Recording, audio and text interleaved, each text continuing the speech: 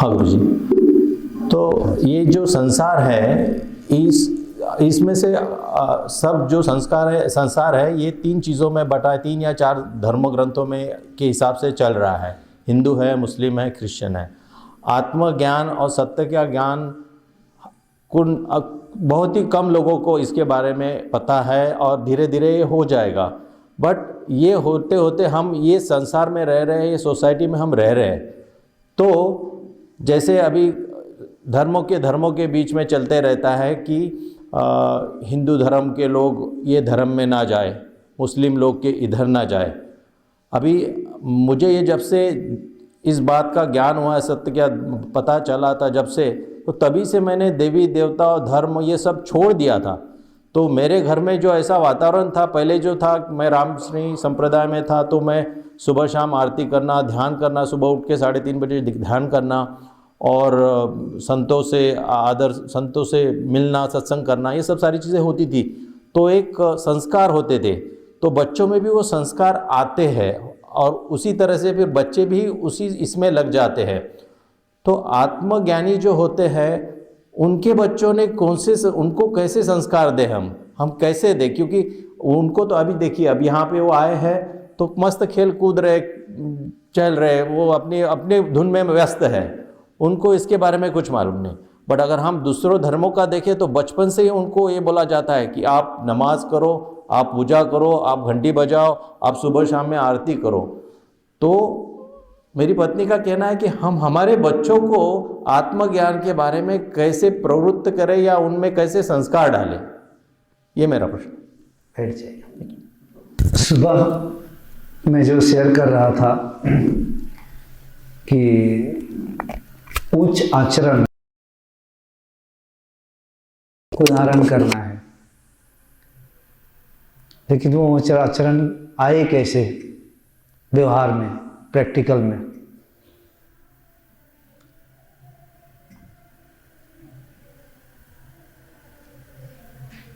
इसके लिए सर्वप्रथम तो अपने माता पिता के आचरण सही होना चाहिए।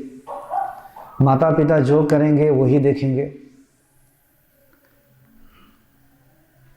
अगर हम ध्यान की बात करेंगे, ज्ञान का बात करेंगे, कभी ध्यान के लिए हम थोड़ी देर बैठ जाएंगे तो वो भी वो देखेंगे, भले ना करेंगे लेकिन वो देखेंगे कि ध्यान कर रहे हैं। कभी सत्संग की बात कर रहे हैं, वीडियो में सत्संग सुन रहे हैं, तो वो पूरी तरह से वो चीज़ को ऑब्जर्व करते हैं और धीरे धीरे उन चीज़ों को धारण भी करते हैं। सुबह शाम हो सके उनको तो ये सिखाना चाहिए कि अब बैठो, कंसंट्रेशन करो या ध्यान करो, या हर घरों में पूजा का जो स्थान होता है वहीं पे थोड़ा सा अगरबत्ती जलाकर भी, अभी छोटे हैं तो 2 मिनट के लिए भी तुम एकाग्र हो जाओ, या कोई भी एक मंत्र दे दीजिए जो ईश्वर से जुड़ता है, उस मंत्र को बोलिए, उसको थोड़ा सा जाप करें 1-2 मिनट 3 मिनट के लिए, शुरुआती में उसकी आदत को डालने के लिए, ईश्वर की तरफ खींचने के लिए।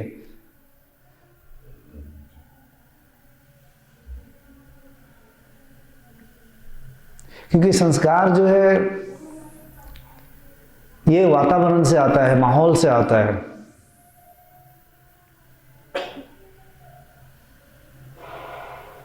ये बहुत गुड़िया विषय है संस्कार वाला, क्योंकि कोई भी स्कूल कॉलेज में कोई नहीं सिखाता है कि दारू पीना, सिगरेट पीना, चोरी करना, बलात्कार करना।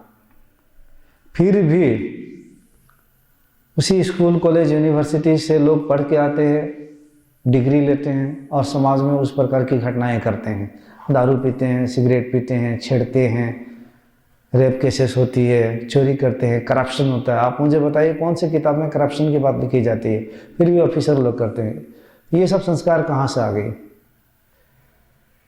तो जो हमें पढ़ाया जाता है उसका 20% ही हमारे अंदर संस्कार रह जाता है। 80% हम टीवी से, समाज से, गांव से, दोस्तों से, लोगों से एडॉप्ट कर लेते हैं नेचुरली, और सब एडॉप्ट करेंगे।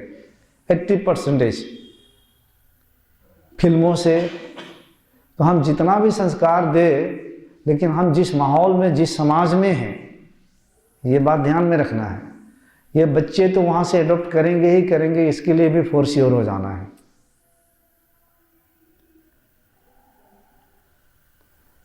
और संस्कार अच्छा देने का सबसे बड़ा उपाय है कि माता पिता अच्छे जगहों में जाए, आश्रमों में जाए, ऐसे ध्यान साधना में जाए, कभी दोनों ध्यान पे बैठ जाए, अच्छे बातें करे और सुबह शाम उसको प्रार्थना या मंत्र या कुछ दे उसको करने के लिए। अंधविश्वास की बातें ना कहे उसे, अभी उसका विवेक नहीं है, तो अच्छे अच्छे उसको आदतें उसमें बिल्डअप करे। कंसंट्रेशन का शुरुआत तो कंसंट्रेशन का सर्कल चार्ट स्टडी टेबल के ऊपर होना चाहिए। पढ़ाई करने से पहले तुम्हें 5 मिनट कंसंट्रेशन करना है, एकाग्र करना है, एकाग्रचित। क्यों करना है तो उसकी कुछ फ़ायदा बता दीजिए। इसे तुम स्वामी विवेकानंद की तरह तुम बनोगे, फोकस आ जाएगा, कंसंट्रेशन आ जाएगा। जब तुम किताब पढ़ोगे तो तुम और किताब एक हो जाओगे पढ़ते पढ़ते, तीसरा कोई होगा नहीं, जो पढ़ोगे तुम्हें जल्दी याद होगा। इस प्रकार को उसको फ़ायदा बताना चाहिए। अब कोई कंसंट्रेशन की संस्कार अपने अंदर ला रहा है, सुबह अच्छा सत्कर्म करने का कुछ प्रार्थना कर रहा है, या प्रार्थना से अच्छा बेहतर है उसको ध्यान या तो कोई मंत्र वो कर रहा है शुरुआती में, लेकिन वो मंत्र भी जानना पड़ेगा कि कौन सा मंत्र हम दें। ज़्यादा उसको अंधविश्वास के क्रियाकांडों में फंसाना नहीं है, नहीं तो बाद में इतनी वही संस्कार इतने गहरे इंप्रेशंस बैठ जाएगी कि बड़े होकर वो फिर धर्म और संप्रदाय के नाम पे फिर भेदभाव कर लेगा। जैसे उदाहरण के तौर पे ये हमारा ज्ञानम है, तो इसको कोई फोर्सफुली हम नहीं कहते हैं कि तुम्हें ये करना है, लेकिन ये जब भी दुखी होता है तो मेरे पास आता है,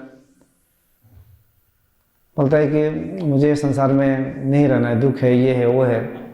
तो मैं उसको आत्मज्ञान सुनाने लगता हूँ कि बेटा तुम्हें ध्यान करना पड़ेगा, ध्यान में परमात्मा की प्राप्ति करनी पड़ेगी, और यहाँ पे जन्म लेने से ही दुख है ही, तुम्हारा जन्म है, तुम्हें दुख आएगा ही, आना ही है, तुम्हें दुख को झेलना भी पड़ेगा, तुम्हें ध्यान करना पड़ेगा। करे या ना करे ये चीज़ें हम डालते रहते हैं। और हम दोनों सुबह उठ के प्राणायाम करते हैं, योगा करते हैं, आत्मज्ञान की चर्चा होती रहती है, या आध्यात्मिक गाना गाती रहती है, तो हमारे माहौल जो है वो एक अलग है, आध्यात्मिक है, स्पिरिचुअल माहौल है एनी टाइम। अब उस माहौल में ये बड़ा हो रहा है। हम इसको नहीं बोलते कि ये सीखो करो कुछ भी, लेकिन ये जैसे ही 13 साल 15 साल का होगा तो एक अलग स्टेज में पहुंच जाएगा। इसकी गति हो रही है अपने आप। जिस दिन वो पूछेगा और सीरियस होकर आएगा हमारे पास, तब वहाँ से इसकी स्टार्ट हो जाएगा। ऐसे आशीर्वाद दीक्षा सब मिल चुकी है।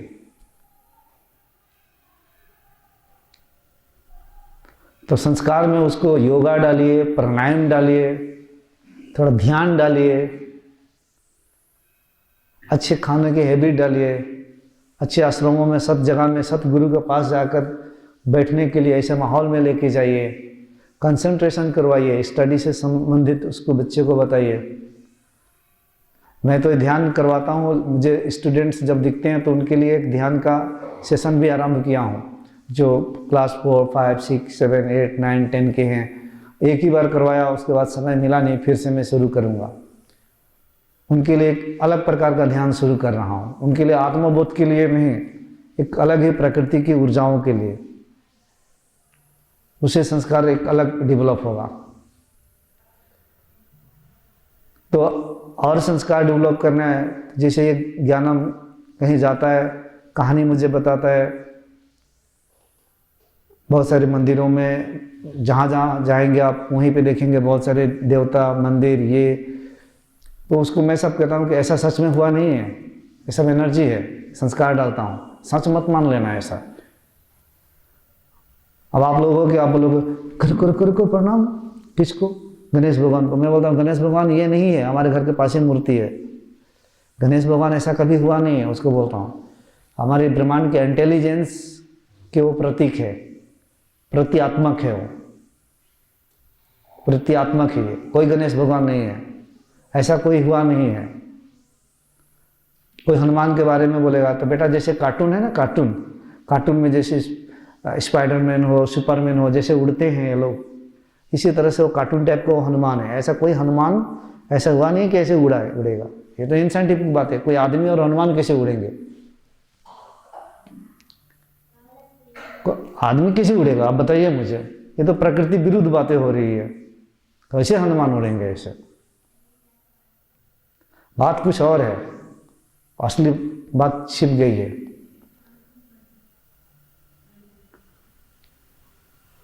असली हनुमान छिप गए हैं। लिपापोती लिखा लिखी होते होते कहीं वो और पीछे छूट गया। बच्चों को ये संस्कार डालिए, नहीं तो वो अपने से सर्वशक्तिमान हनुमान को मान लेंगे कि उड़ के जाते थे, हम तो उड़ ही नहीं पाएंगे। हो गया, ब्लॉक कर लिया अपने आप को। अपने धर्म और इन देवी देवताओं और अंधविश्वास की चीजें, हिंदू सनातन बनो, ये बनो, सबसे बड़ा तो यही अंधविश्वास है कि तुम सनातनी बनो, तुम धर्म परिवर्तन करो। इससे बड़ा अंधविश्वास तो कुछ हो ही नहीं सकता है। इसी के चक्कर में न जाने क्या क्या हो रहा है। इसी के पीछे राजनीतिक दल भी अपना फायदा उठा रहा है।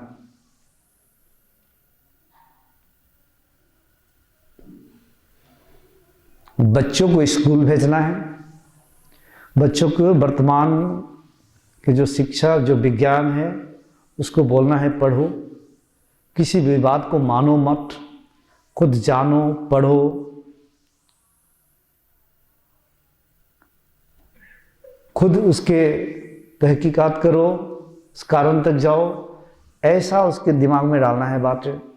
हम इन मंदिरों में जा रहे हैं, पहले के लोगों ने इस प्रकार से बनाया, ऐसा हुआ, ऐसा तुम अभी मत मानो, तुम खुद ढूंढना। लेकिन मुझे तो पता है ऐसा हुआ नहीं है। प्रकृति में विद्यमान या प्रकृति की जो ऊर्जाएं हैं या प्रकृति की पूजा करते हैं इन फोटो और मूर्तियों के माध्यम से, ये बात डालिए तो प्रकृति पूजा में चला गया। और प्रकृति पूजा तो अच्छा ही है, और वास्तविकता तो यही है कि उनके माध्यम से प्रकृति पूजा ही होता है। जैसे लोग छठ पूजा करते हैं,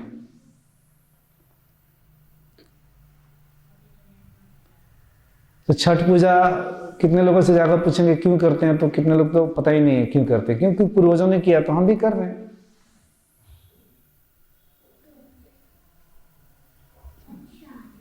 एक मेरी ऑन सिस्टर अरुणाचल में रहती है, तो वहाँ की एक ट्राइबल लड़की आकर पूछी कि आप लोग ये छठ पूजा क्यों करता है? ब्रह्मपुत्र नदी के किनारे बहुत सारे यूपी बिहार के लोग हैं तो वो करते हैं। तो उन्होंने कही कि वो नहीं करती है, वो तो ओम शांति में गई, फिर इधर आई, तो इसका कर्मकांड क्रिया ये सब छूट गया है। उसने कही कि उनकी भी कोई एक पूजा है, वो उनका पूजा का एक्चुअल वो नेम में भूल गया, कुछ तामालियो ना किस तरीके से कुछ है, तो एक्चुअल नेम में भूल गया उनकी पूजा, वो जो ट्राइबल लोग वहाँ के करते हैं। तो वो पूछी कि आप लोग ये क्यों करते हैं? तो उसने कहा हम तो प्रकृति की पूजा करते हैं। है ट्राइबल, लेकिन इतना सेंस है कि हम प्रकृति पूजा करते हैं इस पूजा के माध्यम से। तो इन्होंने भी कही झट से कि ये छठ पूजा भी तो प्रकृति की पूजा है। देखना तुम सुबह उठ के सूर्य देव को जल चढ़ाते हैं, फिर गंगा में या नदी में दिया बाती जलाकर उसको, ये तो पंचभूतों की पूजा है। और फिर प्रार्थना करते हैं अपने परिवार वालों के लिए, गांव वालों के लिए, जगत के लिए, सब सुखी शांत और स्वस्थ रहे। ऐसे गीत गाते हैं और प्रार्थना करते हैं। तो ये प्रकृति पूजा है। मुझसे कह रही थी, तो मैंने कहा कि हाँ ये प्रकृति पूजा है, ये पहले के लोगों ने बनाया बहुत सोच समझ कर। जब ये पूजा हो रहा है तो ध्यान देना है, एक साल में एक बार छठ पूजा आता है, और एक दिन छठ पूजा के नाम पर आप जाकर प्रकृति की पूजा कर रहे हैं, और आपका हृदय उस दिन शुद्ध विचारों से, भावनाओं से भर आता है, और आपकी भावना, आपकी इमोशंस, आपकी फीलिंग्स, आपके विचार आप ट्रांसमिट करते हैं प्रकृति में, ब्रह्मांड में भेजते हैं। सबका कल्याण हो, सब सुखी शांत रहे, स्वस्थ रहे, इस प्रकार के विचारों को आप भेजते हैं। कब? साल में एक बार जब छठ पूजा आता है उस दिन उस घाट पे करते हैं। लेकिन छठ की कोई पूजा की कोई स्टोरी बना के ये लोगों को वो पकड़ा दिया गया, आप करते रहो करते रहो। मेरा कहना यह है कि अब अपने बच्चों को वही संस्कार दोगे तो वो साल भर में एक बार इंतजार करेगा इस प्रकार की प्रार्थना करने के लिए और पूजा करने के लिए। इस प्रकार की हालांकि उस पूजा के पीछे यही मेन मुख्य कारण यह है कि अपने हृदय से शुभ भावनाओं को भेजना, विचारों को ट्रांसमिट करना, क्योंकि हम जो भेजते हैं वही तो हम तक वापस आता है। जिसके लिए भेजते हैं उनके लिए भी यह कल्याणकारी है। तेरी छठ पूजा के माध्यम से ये भेजा जा रहा है, ये मेन विज्ञान है। अगर वो छठ पूजा जो कर रहे हैं उनको बता दिया जाए कि आप एक साल में ये कर रहे हैं, इसके विज्ञान को आप समझ लोगे, छठ पूजा आप करो या ना करो, तो आप क्यों ना हर रोज ये भेज सकते हो। आप हर रोज उस प्रकार के जीव कल्याण के लिए, जगत कल्याण के लिए, अपने परिवारों के लिए, अपने समाज के लिए उस प्रकार की प्रार्थना 2 मिनट कर सकते हैं, उस प्रकार के विचार और सद्भावना भेज सकते हैं, सूर्य को नमस्कार कर सकते हैं, जल को नमस्कार कर सकते हैं, पंच महाभूतों को, पंच देवों को नमस्कार कर सकते हैं। इसके विज्ञान को जैसे ही समझा दिया जाएगा तो वो माताएं जो छठ पूजा करती है वो हर रोज उनका छठ पूजा बन जाएगा। हो सकता है हर क्षण उनका छठ पूजा बन जाएगा, लेकिन वो 1 साल इंतजार करती है उसको करने के लिए। जैसे उनके अंदर में ये ज्ञान उतरेगा तो हर क्षण हो सकता है उसके लिए छठ पूजा ही छठ पूजा हो सकता है। वो जो रीति रिवाज है वो हो रहा है वो ठीक है, लेकिन उसके पीछे को वो विज्ञान जानना बहुत जरूरी है। जब वो जान के करेंगे आप तो आपका जीवन वहीं से परिवर्तन शुरू हो जाएगा। आप देखेंगे उसके पूरे अपनी जो दुनिया है वो बदलने लगेगा।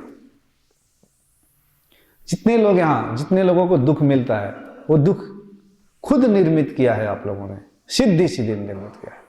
दुख आकर गुरु के पास में गाते हैं, लेकिन सच्चाई है ये किसने बनाया है?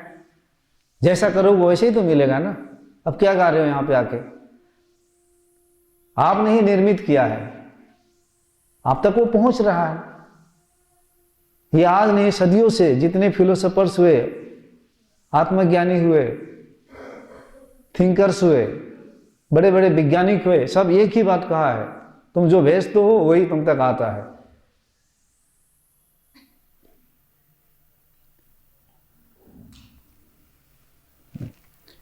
तो जब हम अपने पूजा पाठ भी कर रहे हैं तो उसके पीछे को विज्ञान को बता दीजिए, तो उसका संस्कार जो अंदर आएगा वो एक वैज्ञानिक, एक साइंटिफिक दृष्टिकोण होगा उसके लिए। क्योंकि हम इसे तो भाग नहीं सकते हैं, गणेश पूजा से, दुर्गा पूजा से, जन्माष्टमी से, कीर्तन से। कीर्तन भजन तो बहुत उत्तम है, ये तो बहुत अच्छा है, इस जगह में लेके जाइए, कीर्तन हो रहा है, जो जितने मैंने नाम लिया उन जगह पर लेके जाइए, अच्छे संस्कार मिलेगा। कीर्तन भजन, आप ऐसा मत कहिए कि हम संत के पास में जाना, आश्रम में जाना, ये सब छोड़ देंगे। एक गुरु क्यों जाता है, गुरु क्यों करता है? कि उसके पीछे आने वाले भी वो करेंगे। हम भी तो प्रकृति के इस तरीके से नमस्कार करते हैं, आप लोग मेरे लिए प्रकृति हो तो वो भी सीखेंगे नमस्कार करने के लिए। लेकिन साथ ही साथ ये भी ध्यान रखना है कि कहीं संस्कार ही उसके बेड़िया ना बन जाए आत्मज्ञान के लिए, क्योंकि उन संस्कारों को ही निरोध करना पड़ता है फिर बाद में। तो संस्कार जैसे ही उसमें बिल्डअप होगा अवचेतन लेवल पे, क्योंकि बच्चों के अंदर जो संस्कार बनता है, वैज्ञानिक कहते हैं कि करीबन 6 से 7 साल के तक सीधे उसकी जो हमारा मन की स्थिति, हमारे ब्रेन में जो स्थिति रहता है, ये beta, alpha, delta, theta, gamma, वो सीधे डेल्टा स्टेट में होते हैं। मतलब कुछ भी जाएगा वो सीधा जाएगा बिना तर्क का। छोटे छोटे जो बच्चे होते हैं बिना तर्क का हर चीज समा जाता है। मेरी माँ जो कर रही है वो चीज सीधी चले जाएगा उसके राइट ब्रेन में। मेरे पिता जो कर रहे हैं वो सीधी जाएगा। माँ पिता झगड़ा कर रहे हैं, सीधी चला जाएगा। वो अपने जीवन में फिर झगड़ा करेगा अपने पत्नी से, क्योंकि ये बीज हमने बना दिया, ये स्क्रिप्ट डाल दिया उसके अंदर। वो ध्यान कर रहे हैं, वो बच्चा भी ध्यान करने के लिए सीख जाएगा। एक ब्राह्मण के बच्चा को देखना, उसके माता पिता पूरा मंत्र जप कर रहे हैं, करें, वो बचपन से वो सीख लेता है, वो फिर वो करने लगता है। फिर उसे वो बाहर निकलना उसके लिए मुश्किल हो जाता है, क्योंकि वो राइट ब्रेन में चला जाता है। लेकिन अच्छा संस्कार हो, दैविक संस्कार हो तो हमारे लिए लाभदायक है ये। तो जो करेंगे, मतलब 6 साल 7 साल के अंदर में बच्चे के स्क्रिप्टेड पूरा आ जाता है, जो 20 साल के बाद आपको देखने को मिलेगा। वो एक्टिविटी में लाएगा आफ्टर 20 ईयर्स। आपने जो किया है, जो देखा है, सीधी उसकी प्रोग्रामिंग हो गई है अंदर। ये मैं नहीं कर रहा हूं, ये तो साइकोलॉजी में मनोवैज्ञानिक साइंटिस्ट कहते हैं, ये साइकोलॉजिस्ट कहते हैं, ये सब काफी रिसर्च हुई है इस पे। जो भाषा बोल रहे हैं वो भाषा ही सीखेगा, वही भाषा बोलने लग जाएगा, हर एक्टिविटी सीखने लग जाएगा। जिसके घर में जाएगा वही चीज को एडॉप्ट कर लग जाएगा। अब गुलामी वही हो गया, आप वो कंडीशनिंग हो गई, तो उसके संस्कार, उनकी भाषा, उनके रीति रिवाज का वो गुलाम बन गया, उसको छोड़ नहीं पाता है। फिर उसको डीप्रोग्राम करना पड़ता है, फिर वहां से हटाना पड़ता है। इसीलिए मेरा सुबह का प्रवचन में सर्वोच्च आचरण होनी चाहिए। सर्वोच्च आचरण यानी कि वह उत्तम आचरण होनी चाहिए कि भविष्य में उसको वो आत्मज्ञान की ओर लेके आए। इतना हम उसे ना फंसा दे अलग अलग आचरणों में, संस्कारों में, कि वो भूल ही जाए, वो उसी को सत्य मान लेगा। 2 + 2 4 होता है, उसको सत्य मान लेगा वो। अभी बच्चे को बोलेंगे ना ऐसे 2 लिख कर दिखाइए, उसको बोलेंगे ये कितना है, 2 ही बोलेगा वो। हो सकता है अलग भाषा में वो 9 हो सकता है, लेकिन वो कहेगा 2 ही है। आप बोलोगे नहीं वो 9 है, नहीं ये 2 ही है। यही हो रहा है, ये ऐसा ही है। जिसका संस्कार, जिसके वो चेतन मन में जो गया है, ये ऐसा ही है। ये दूसरे के लिए, बच्चों के लिए नहीं, आपके अंदर में अभी झांक कर देखो। आपके घर के और आपके संस्कार, आपके रीति रिवाज, आपके पूजा पाठ, ये सब बंधन है आत्मज्ञान के लिए। ये सब अभी हमारी जो स्थिति है, हमारे कोई पूजा पाठ नहीं है, कोई कुछ नहीं है, कुछ भी नहीं है, एक भी पूजा पाठ नहीं करते हम। लेकिन इसका मतलब नहीं है कि आपको हम पूजा पाठ बंद करवा दें। आप अपने घर के माहौल ठीक रहिए, अगरबत्ती जलाइए, कोई स्थान रखिए जिसको भी आप वहाँ पे बैठिए, थोड़ा ध्यान कीजिए, माहौल वातावरण को सही रखिए, पॉजिटिव रखिए, वाइब्रेंट रखिए। आप पूजा पाठ करते हैं, लेकिन हमारे घर में पूजा पाठ से भी ज़्यादा एनर्जी वाइब्रेट रहती है, हमेशा उस तरीके का माहौल है, फ्रीक्वेंसी, एनर्जी फील्ड अलग है। ऐसा बना कर रखिए एनर्जी फील्ड के बच्चा जो है उसी एनर्जी फील्ड से प्रकृति के साथ कनेक्ट होने लग जाएगा धीरे धीरे धीरे धीरे।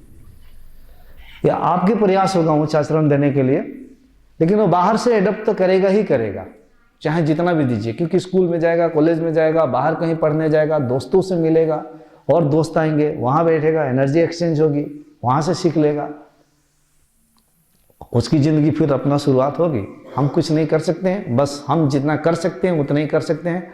उसकी ज़िंदगी में उसको फिर एक दिन जागना पड़ेगा, जैसे आप अभी कर रहे हो, क्योंकि बाहर हम रोक नहीं सकते, कोई उपाय नहीं है।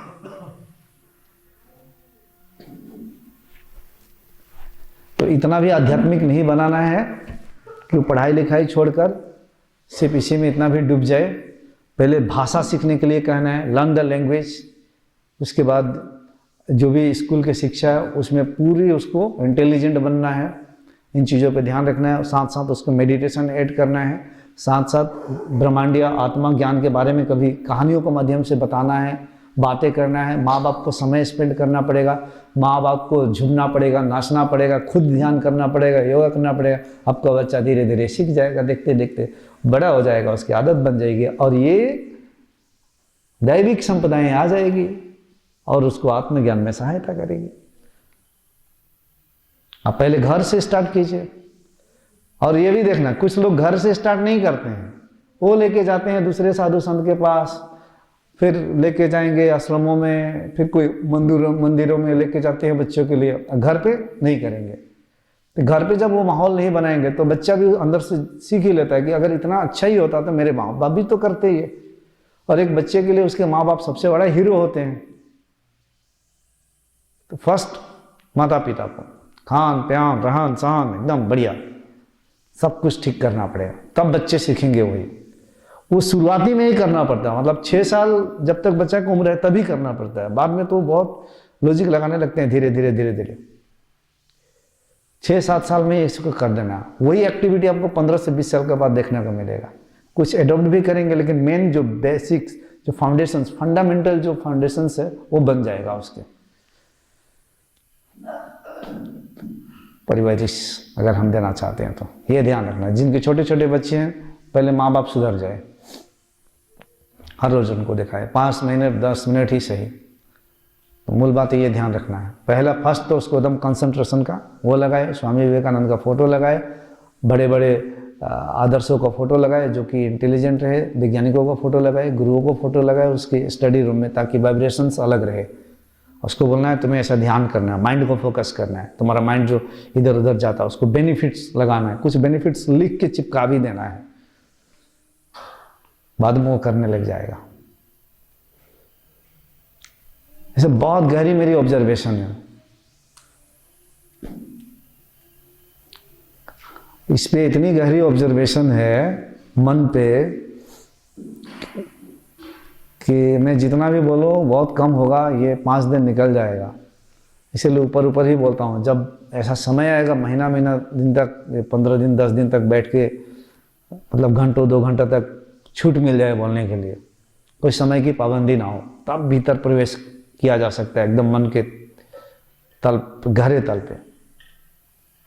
जैसे कि आप खड़े हो जाओ, यहाँ आ जाओ, फिर वापस जाओ, फिर बैठ जाओ। इस पे मैं ऑब्जर्व करता था, कहता था गेट अप तो खड़े हो जाते हैं, सिट डाउन तो बैठ जाते हैं। तो मैं सोचता था ऐसा क्यों हो रहा है कि गेट अप बोलने से खड़ा क्यों हो रहा है ये शरीर, सिट डाउन बोल रहे तो ये बैठ क्यों रहा है। अब बचपन से हम ब्रेन को क्या सिखाते हैं, अगर हम ऐसा सिखाते हैं छोटे बच्चे को, मान लीजिए कि हम उसको बोलते हैं क्या कि बेटा बेटा लिसन लिसन, उसको बोलेंगे गेट अप और हम बैठ जाते हैं, सिट डाउन हम खड़े हो जाते हैं। तो आप जैसे सिट डाउन बोलेंगे तो खड़े हो जाएगा, गेट अप बोलेंगे तो बैठ जाएगा। माइंड इस तरीके से सीखता है, कोडिंग होती है अंदर, कमांड आता है अंदर से। तो किताबें पढ़ने की भी हमारी माइंड सीखता है, किताबें ना पढ़ने की भी माइंड सीखता है, उसको रीप्रोग्राम किया जा सकता है। लेकिन इन प्रोग्रामिंग से भी हमें ऊपर जाना पड़ता है। अभी छोटे बच्चे को देखना जो 6 महीना 1 साल 1.5 साल का है, अगर सांप भी आ जाए तो पकड़ के मुंह में डालना चाहता है उसको। और ऐसे कितने अभी सपेरों के जो बेटे बेटी है वो छोटे छोटे सांप पकड़ ही लेते हैं, लेकिन आपके बेटा बेटी जाएंगे, आप भी थरथराने लगेंगे, वो भी थरथरा के माँ एकदम जीव धड़कने लग जाएगा, दिल धड़कने लगेगा, भागेंगे वहाँ से। अब ये ब्रेन ने सीख लिया। कैसे सीख लिया? जब वो बालक था उसके सामने कभी सांप आया तो आपने उसको डराया है, भागो भागो भागो सांप सांप, उसने देख लिया हाँ भागना है, डरना है, ऐसी चीज़ों को देखकर वो सीख लिया है। संस्कार का बात करते हैं तो ये इन्होंने बचपन से सीख लिया क्या, हिंदू के मंदिरों में जाना है, हिंदू जगहों में जाना है, हम हिंदू है, सीख लिया। मस्जिदों में नहीं जाना है, ये मुसलमान है, यहाँ नहीं जाना है, सीख लिया। वो मुसलमान है, हम हिंदू है, आपने जैसे किया वो वही करेगा। बड़ा होगा वो एक दूसरे के विपरीत चलेंगे, फिर वो इसकी जिम्मेदारी, इसकी जिम्मेवार कौन है? हम स्वयं हैं। और आपके अंदर भेदभाव है तो आपके माँ बाप है। और आज इस बात को नहीं समझेंगे, उसके लिए मस्जिद भी, चर्च भी, मंदिर, कोई फर्क मत दिखाइए, उसको समझा दीजिए, सत्य को बता दीजिए, ये ऐसा है, ये ऐसा है, ये ऐसा है। कहीं भी जाओ कोई कुछ भेदभाव नहीं है, उसको विज्ञान को बताइए। लेकिन हम क्या करते हैं, नहीं नहीं चर्च में नहीं जाना, ये क्रिश्चियन लोग है, भेद कर दिया ना हमने, क्या होगा? राम राज्य बनेगा। लिख के देता हूं, कभी इस पृथ्वी पर राम राज्य का स्थापित नहीं हो सकता है जब तक ज्ञान नहीं उतरेगा, जब तक विज्ञान नहीं उतरेगा। ऐसे भेदभाव से राम राज्य ऐसे भी नहीं आएगा बाहर। राम का राज्य तो आपके अंदर ही है, आपके अंदर आएगा, बाहर नहीं आएगा। और वो राम का राज्य जो कहानियों में मिलता है वो राज्य अभी आ भी जाए तो आप लोगों को पसंद नहीं है।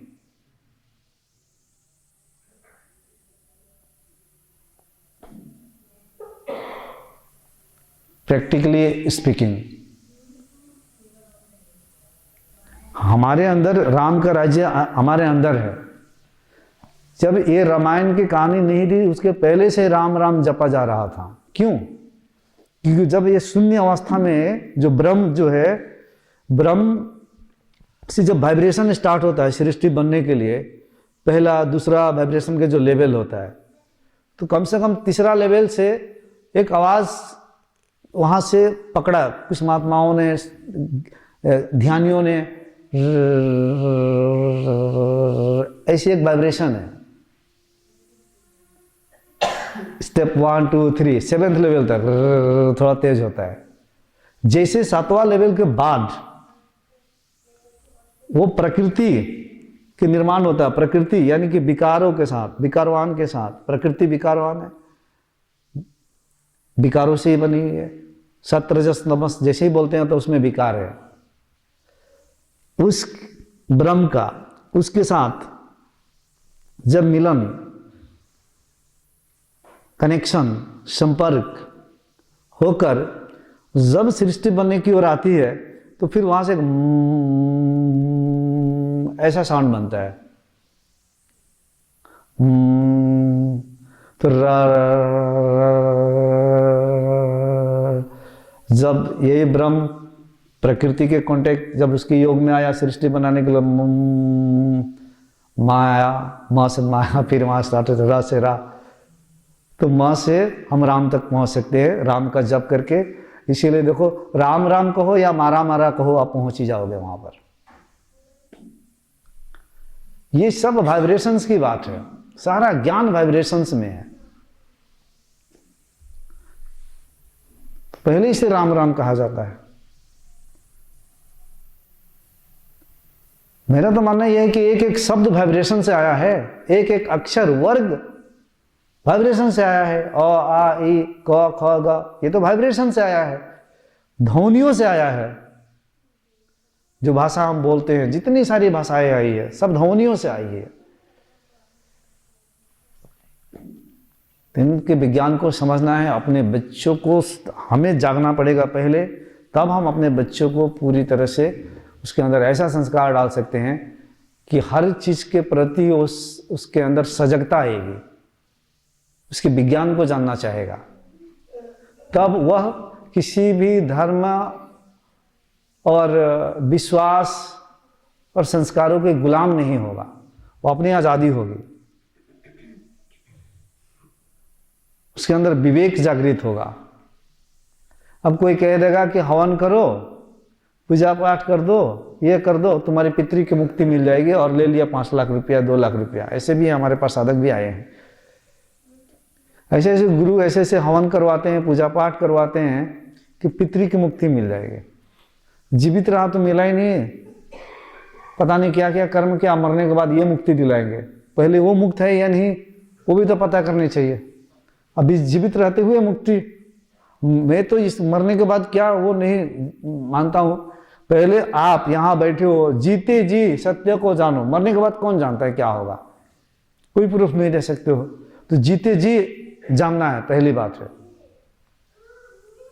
तो ये सब चीजें चल रही है बहुत सारी।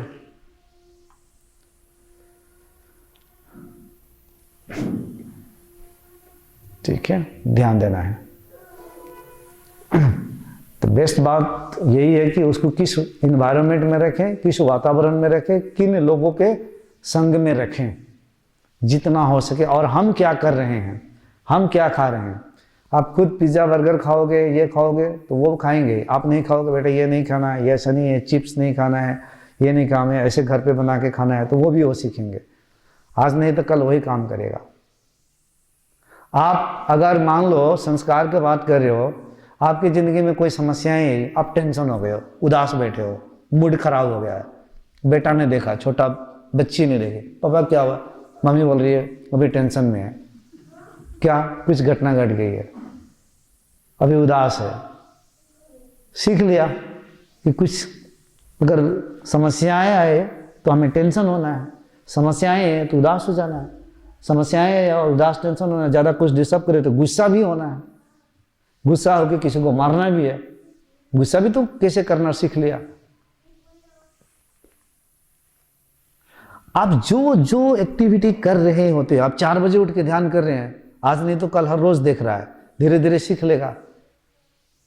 आप उदास हो रहे हैं, इमोशनल हो रहे हैं, रो रहे हैं, क्या सीखेगा आपका बेटा बेटी? वही सीखेंगे ना, बाय प्रोडक्ट वही रेंडर कर रहे हैं, वही सीखेंगे वो। इसीलिए कहा जाता है एक छोटा सा नन्हा मुन्ना पैदा तो हुआ आपके पास, लेकिन वो एक संत के पास चला जाएगा तो पूरी वो एक संत की जैसा बन जाएगा। संत का मतलब ये समझना है कि ऐसे ही धोती कुर्ता दाढ़ी उड़ी बढ़ाना ही नहीं होता है, ये तो ऐसे ही थोड़ा ऐसे ही पहन लेते हैं आप लोगों के सामने, इसमें कुछ नहीं रखा है। दाढ़ी उड़ी में, एक कपड़े कुर्ते में, ये क्यों पहनते हैं ये भी बता रहा हूँ।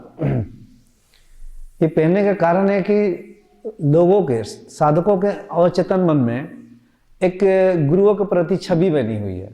कैसी छवि बनी हुई है कि गुरु लोग ऐसे होते हैं, संत ऐसे होते हैं, धोती पहनते हैं, ऐसे कपड़े पहनते हैं, वही संत होते हैं। तो उसके सबकॉन्शियस माइंड के साथ कनेक्ट करने के लिए, और कनेक्ट करके फिर एक एक चीज़ को धीरे धीरे उसको ख़त्म करना पड़ता है। 1 दिन 2 दिन 4 दिन में नहीं होता, लंबे समय तक अगर टिके रहेंगे तब एक एक चीज़ को ढूंढ ढूंढ के ख़त्म करता है। तो अब एक दिन उसको उस स्थिति में लाता है कि देखो कपड़े में इसमें कुछ रखा नहीं है, हम जीन्स पहने, टी शर्ट पहने, कुछ भी पहने, ये शरीर को कुछ भी पहना दे उससे क्या है। अगर इस कपड़े में ही इतनी शक्ति होती और दाढ़ी में ही और टीके में और इधर से लगाना इधर से लगाना, तो हम सब आदमी को पकड़ पकड़ के वही लगा देते और सब परम शांति को उपलब्ध हो जाते, लड़ाई झगड़ा ही खत्म हो जाता।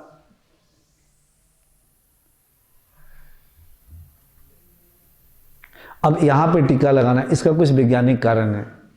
तो आप लगा रहे हो तो आपका बच्चा देख रहा है, क्योंकि यहाँ पे बार बार आपका ध्यान जाएगा तो ध्यान घटित होगा। ब्राह्मणों ने यहाँ पे चुरकी रखा तो ये वैज्ञानिक कारण है, ये सही है, इसको मैं मानता हूँ। क्यों? क्योंकि सहस्रार चक्र पे बार बार ध्यान जाएगा, उसका जाएगा ना चाह कर भी। फिर यहाँ पे चूड़ी या बाला या इस तरह के पहनने की, तो यहाँ के आज्ञा चक्र पे बार बार आपका ध्यान जाएगा, घर्षण होगा। तो कुछ वैज्ञानिक कारण है, उसको बताना है। ये नहीं बताना है कि हमारे पूर्वजों ने पहना इसीलिए हम पहन रहे हैं, इसके कारण को बताना बहुत जरूरी है। बच्चों को भी समझाइए, हर एक चीज को बताइए उसको। लक्ष्मी पूजा हो रहा है तो उसको बताइए लक्ष्मी क्या है। इसको बस एक हमने प्रतीक रखा है, लेकिन वास्तव में जो लक्ष्मी है, वेल्थ, संपत्ति की जो वाइब्रेशंस है पूरे ब्रह्मांड में जो व्यापक है, वही लक्ष्मी है। तुम्हारे अंदर वैसी वाइब्रेशंस रहेगी तो तुम्हारे पास लक्ष्मी आएगी।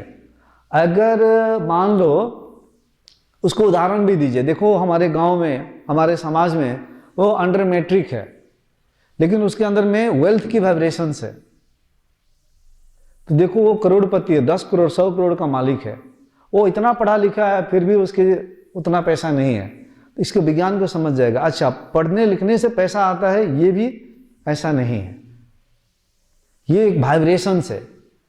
क्लास 1 तक के पढ़े लिखे के पास में अभी 100 करोड़ की संपत्ति है, हजारों करोड़ की संपत्ति है, 300 करोड़ की संपत्ति है। कितने को मैं जानता हूं, देखा हूं, पढ़े लिखे नहीं है लेकिन संपत्ति हो, बड़े बड़े बड़े स्मार्ट लोगों को अपना काम करवा रहे हैं। तो वो वाइब्रेशन से हो। कुछ लोग बोलते हैं गुरुजी कुछ काम नहीं है, काम नहीं मिल रहा, या अपने परिवार को जो मुझे देना चाहिए था पैसों से या उसकी ज़रूरत की चीज़ें, वो मैंने पूरा ज़िंदगी में नहीं किया, उसका बड़ा दुख है, या अभी भी नहीं कर पा रहा हूँ, सारा काम खत्म हो गया। ऐसे लोगों पे बड़ा दया आता है, जो कहता है ना काम नहीं है ज़िंदगी में। इतना बड़ा ब्रह्मांड में काम नहीं है, इतना अंधे कैसे हो गए तुम? इतनी बड़ी पृथ्वी है, इतने सारे लोग, काम कैसे नहीं है? सोच बदलो। पहली बात, आप ब्लॉक ठोक गए हो एनर्जी लेवल पे। क्या हो गया हो? ब्लॉक ठोके रखे हो, क्योंकि आपकी जिंदगी में अवसर नहीं आएगा। जितने भी पढ़े लिखे हो, अवसर आना जरूरी है, एनर्जी रहनी जरूरी है, तभी आपका काम आएगा, काम बनेगा, काम चलेगा, नहीं तो कुछ नहीं होगा। आप ब्लॉक्ड हो, रिजर्व्ड हो, जितने पढ़े भी लिखे हो आप ऐसे ही रहोगे। दुकान खोलोगे, कस्टमर नहीं आएगा, बगल वाले के दिन भर भीड़ लगी रहेगी, आप पे नहीं आएगा। आप में वो ऊर्जा नहीं है, वो आकर्षण नहीं है, आप खींच नहीं पाओगे। यहाँ पे हमारे यहाँ पे जो लोग आते हैं साधक, कितनों को जिंदगी किस किस लेवल पे बदलेगी आगे जाकर उनको ख्याल भी नहीं है, हम बोलते नहीं है। उनके अंदर की बहुत सारी चीजों को परिवर्तन होती है, वो मंत्र में ही डाला गया है, ओम ह्रीम श्रीम। इसी में मैंने देखा कि यहाँ पे सब पैसे वैसे के लिए रो रहे थे, एक वाइब्रेशंस क्रिएट करने के लिए, कि ताकि उसकी साधना ना रुके और जिंदगी में उसका थोड़ा फ्लो आए। वेल्थ की वाइब्रेशंस को कनेक्ट करवा देंगे, आप में डालेंगे उसके साथ, तो धीरे धीरे देखेंगे कि आपका बंद काम भी शुरू हो जाता है। ऐसे कितने लोग आके हमें बोलते हैं कि हमारा काम 5 साल से जो रुका हुआ था वो भी डील फाइनल हुआ, वो खुल गया। लेकिन हम वो गुरु नहीं है, वो अपने आप एक सीक्रेट रूप से किसी को होता है, किसी के बहुत प्रारब्ध विष पड़ा हुआ है तो उल्टा भी होता है, फिर बाद में ठीक होता है, क्योंकि हम वो गुरु है ही नहीं। बट ये नेचुरली होता है, आपको अभी समझा रहा हूँ, विज्ञान इसलिए बता रहा हूँ। वेल्थ के वाइब्रेशन आ जाए तो सब कुछ ठीक होने लगता है। तो उस वाइब्रेशन को लाने के लिए बोलता है काम नहीं है। तो मेरा कहना यही है, काम नहीं है। कैसे काम नहीं है? आपको लग रहा है कि मुझे कोई बुलाए, मैं काम करूं और वो मुझे पैसा दे, यही आप काम को डिफाइन कर रहे हैं। अपने काम को पैसा से तौल रहे हैं, इसलिए तो पैसा नहीं आ रहा आपकी जिंदगी में। कहां, why are you measuring your worth by the money? काम चाहिए, सड़क पे निकल जाओ, हो सके तो भूखे प्यासे भी कोशिश करो, देखो कहां गंदगी है, झाड़ू मारो, एनर्जी ब्लॉकेज को खोलो, सड़क को साफ करो, टाउन को साफ करो। काम कैसे नहीं है? इतनी बड़ी पृथ्वी है, देखो अगल बगल में कुछ काम हो रहा है, कुछ लेबर काम कर रहे हैं, फ्री में जाके काम करो, 4 दिन काम करो, 5 दिन काम करो, 10 दिन काम करो। कैसे यह प्रकृति और ब्रह्मांड आपके लिए दरवाजा नहीं खोलेगी, मजबूर हो जाएगी। आप करके देखो, फ्री में कर रहे हो, पानी पी के कर रहे हो, उस ऊर्जा को फील करो, महसूस करो कि मैं काम करने में सक्षम हूं, मैं काम करने के लायक हूं, मैं कर्म योगी हूं, मुझे कुछ मिले ना मिले तभी भी मैं काम कर सकता हूं। जहां पे जरूरत है वहां पे मैं सहायता कर सकता हूं, जिसको जरूरत है मेरी वहां पे सहायता कर सकता हूं। लेकिन आपके दिमाग में हमेशा पैसा आ जाता है। तो ब्रह्मांड भी, साक्षी रूपी परमात्मा भी देखता है, हर पल झांक रहा है अंदर, कौन किस तल पे है, कौन किस चीज पे क्या देख रहा है। जो अपने आप को तोड़ता है, फोड़ता है, पूरे आकाश की तरह खुला करता है, मेरा काम उसका काम से परे चला जाता है, काम काम को देखता है, उसके लिए दरवाजा खुलती है, अपने आप खुलती है। धड़ धड़ धड़ धड़ कितनी दरवाजा खुलती है आप सोच भी नहीं सकते हो। कुछ लोग बोलते हैं हमारा काम, इतने प्रोजेक्ट चल रहे हैं हम संभाल नहीं सकते। कैसे नहीं संभाल सकते हो? पूरे विश्व के सारे कंपनियों को संभाल सकते हो, इतनी शक्ति है आप में, बैठे बैठे आप संभाल सकते हो। ये ऊर्जाओं का खेल है। आपको अभी तो ध्यान करवा रहा था कि ये शरीर क्या है, हड्डी है, माल मूत्र मांस, इसके भीतर ऊर्जा है, ऊर्जा एनर्जी है। एनर्जी के साथ तालमेल सीखो आप। एनर्जी जब चैनलाइज होने लगती है, हमारी ट्रांसमिट होने लगती है, वेव्स जाने लगते हैं, तो सब कुछ उस प्रकार की वातावरण, समाज, लोग सब आने लगते हैं। लेकिन पहले अपने आप को शुद्ध कर लो, आपके अंदर के लोभ को पहले खत्म करो, कर्म योगी होना। जिस दिन आप अंदर से देखोगे कि मेरे अंदर में काम करने की वाइब्रेशंस आ गई, फ्री में भी करने के लिए कर रहे हो रोज, धन्यवाद दो आप हर क्षण इस प्रकृति को, ईश्वर को, परमात्मा को, कि आपने मुझे कुछ काम करने का अवसर दिया। पूरी ईमानदारी और जिम्मेदारी के साथ मैंने इस काम को पूरा किया, कल भी आज मुझे ऐसे ही दे। मेरा और तेरा काम से हटा दो इस शब्द को, बस अवसर को देखो कि मेरे सामने कुछ काम करने की अवसर है, काम करने का अवसर है, उसे मैं कर रहा हूं। ब्लॉकेज खुलेगी। आप इस ब्रह्मांड में दुखियारा के लिए नहीं पैदा हो, दुख भोगने के लिए नहीं आए हो। ये सब अपने गलतियों की वजह से। हम अपनी बुद्धि, दिमाग, चेतना से नीचे गिर चुके हैं और ब्रह्मांड में सब कुछ विद्यमान है, जो चाहे वही ले लो। दुख मांगोगे दुख मिलेगा, सुख मांगोगे सुख मिलेगा। जैसा जो कर रहा है उसको वैसा मिल रहा है। यही ब्रह्मांड का शाश्वत नियम है। कभी स्वयं ना खाकर किसी दूसरे भूखे को खिला कर तो देखो, महसूस तो करो कि मैं, मेरे अंदर में खिलाने की ताकत है। खुद दूसरे भीख मांग कर दूसरे को खिला दो ना, आप एक बार करके तो देखो कुछ दिन, उसको लाओ, उस एनर्जी को लाओ कि मैं दानी हूं, मैं खिला सकता हूं, मैं दे सकता हूं। उस ऊर्जा को पहचानो आप। सिर्फ आए आए ऐसा नहीं, दे, कैसे आए दे।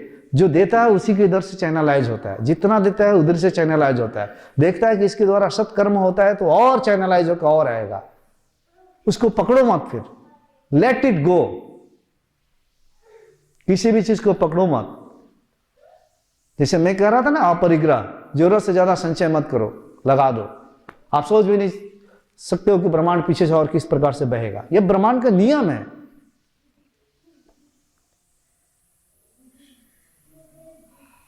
सब ब्लॉकेज यहां पे है। यह अध्यात्म आने से सब कुछ खोलता है। और यहां पे सिर्फ नहीं, यहां पे तो सारा विज्ञान ही है। डीएनए ऊर्जा लेवल पे बीमारियों को हील किया जा सकता है, ऐसा भी विज्ञान है। इस पे हम ज़्यादा भी बात नहीं करते हैं। ऐसे भी न्यूज़ चैनल वालों को सब कुछ पता नहीं है। ऐसे भी वो क्या क्या बुला के से वीडियो बनाते रहते हैं। हाँ, खुद भी आए, हमारे खुद हम हील कर सकते हैं। विज्ञान भी कहता है कि हमारे अंदर सेल्फ हीलिंग पावर है। एकदम डीप डीप ऊर्जाओं का स्तर में जाके हम बहुत चीज़ों को ठीक कर सकते हैं। सेलुलर लेवल पे तमाम चीज़ें इस ब्रह्मांड में। पहले तो सिखाना चाहिए कि बीमारी कैसे होती है। बच्चों को भी सिखाना चाहिए कोई भी बीमारी कैसे होती है। इम्यून सिस्टम को सिखाओ। जब भी स्ट्रेस में आते हो तो इम्यून सिस्टम सेट अप हो जाता है, सेल्स का ग्रोथ प्रोटेक्शन में आ जाता है, रुक जाता है। ज्यादा स्ट्रेस में रहोगे तो ग्रोथ बिल्कुल रुक जाएगा और वहीं से बीमारी फिर शुरू होगी तुम्हारी। और तुम जब सकारात्मक में रहोगे, सकारात्मक केमिकल्स, सेरोटोनिन, डोपामिन, एक्सोटिनिन, इस प्रकार के केमिकल्स जितने क्रिएट होंगे उतने सेल्स ग्रोथ में रहता है, उतनी बीमारी नहीं होती है। इसको बताना है, बच्चों को भी बताना है। और खुद आप वैसा करेंगे तो बच्चे नेचुरली सीख लेंगे। मैं कह रहा हूं कि प्रत्येक बीमारियां भी इसी ब्रह्मांड में अवेलेबल है। All the disease are available in this universe and all the solutions to cure all the disease also available in this universe. आपकी स्थिति ऐसी नीचे है, नकारात्मक है, तो सारी बीमारी उत्पन्न होगी। और आप बीमार होंगे, आप नकारात्मक वाइब्रेशन जाएगा, तो आपको यह सोचना भी चाहिए कि आपकी वाइब्रेशन नकारात्मकता कि आपके बच्चे को, जिंदगी को खराब करता है, आसपास के पड़ोसियों को खराब करता है, घर पे खराब करता है। एक नकारात्मक विचार से उसकी जिंदगी में कितना बड़ा प्रभाव पड़ता है। लेकिन करेंगे क्या? पहले खुद तो अपने आप को ठीक करें, तब तो उच्च संस्कार मिलेगा बच्चों को। बच्चों को क्या, आपके आसपास के पड़ोसियों को भी मिलने लग जाएगा, पूरे गांव समाज को मिलने लग जाएगा। इसी तरह से कोई कोई आता है और उसी के पद चिन्हों पे चलना पड़ता है, तो संस्कार, उच्च संस्कार, उच्च आचरण आने लगते हैं। तो फिर सीख कर जाओ कि मैं कभी बच्चों के सामने दुखी नहीं होऊंगा, टेंशन नहीं होऊंगा, झगड़ा नहीं करूंगा, इस तरीके से नहीं होगा, उदास नहीं होगा, पैसे की गरीबी को लेकर मैं रोऊंगा नहीं, काम नहीं है बच्चों को सिखाऊंगा, काम ही काम है, हर जगह काम है, देखो ब्रह्मांड में कितना काम है, पृथ्वी पे कितना काम है, तुम्हें करने के लिए पूरे काम है। आप सिखाते हो नौकरी, फिर ये भीड़, इंटरव्यू, इससे परे लेके जाना है, ये सब तो छोटा छोटा है, इससे भी बड़े तुम्हें सोचना है, बहुत काम है, तुम कुछ भी कर सकते हो। उसकी कंडीशनिंग मत करो आप लोग। तो सबसे बड़ा हीरो होता है माता पिता। पहले आप अपने हाव भाव को बदल दो, वही हाव भाव उसका आचरण बन जाएगा। शॉर्टकट में समाप्त किया, ठीक है? बस इतना ही ध्यान रखना है। कहीं भी जाएगा, डर जाओगे बच्चा डरना सीख लेगा, वीर की तरह रहोगे बच्चा वीर की तरह रहना सीखेगा, हर दुख में भी हंसते रहोगे बच्चा भी क्यों?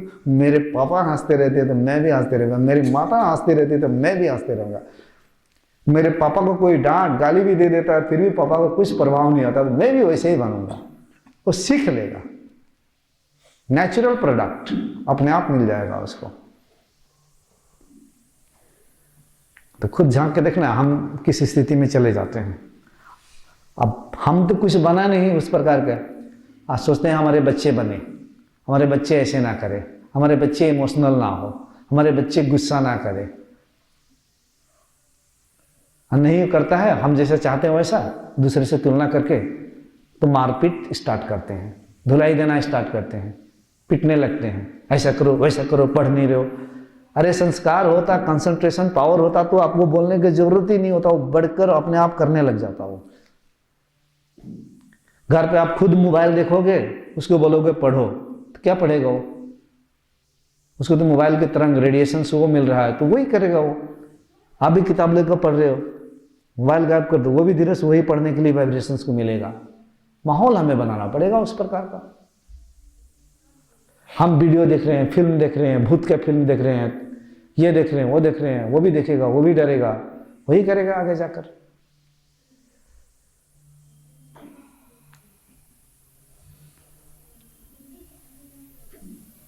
आप ठीक हो जाएंगे तो समाज अपने आप ठीक हो जाएगा, धीरे धीरे, एडवांस नहीं। इसीलिए कहा गया आप भला तो जग भला। पहले आप भला हो जाएंगे तो आपके घर के आसपास की चीजें ठीक होने लग जाएगी। सबको लगता है कि मेरा बेटा मेरा बेटी सबसे महान बने, ऐसा बने, वैसा बने। उसी चक्कर में तो क्या क्या सिखा देते हैं। लेकिन आपको ये नहीं सोचना चाहिए मेरा बेटा बेटी को मैं किस प्रकार से इस प्रकृति और ब्रह्मांड के रहस्य को समझाऊं, इसके प्रति सजगता लाऊं, इसके अंदर विवेक कैसे जागृत हो, कैसी चीजें काम करती है, ये उसको पता चल जाएगा। तो उसको फिर कोई इंसान महान तो नहीं बनता है, उसके अंदर के विचार महान होते हैं, उसके अंदर के गुण महान होते हैं। उसके गुण और विचारों से ही तो उसको महान कहा जाता है। आपके विचार अगर महान हो गया, आपकी गुण आचरण महान हो गया, तो आप महान व्यक्ति हो गए। व्यक्ति यानी व्यक्तित्व से आता है व्यक्ति। आपका जो व्यक्तित्व महान हो गया तो आप उसी प्रकार के व्यक्ति बन गए। अब ब्रह्मांड is the universe is totally open. जब ब्रह्मांड इतना ओपन है कि जब ईश्वर तक लेके प्राप्त करवा देता है, तो छोटी छोटी चीजें क्यों नहीं हो सकता है।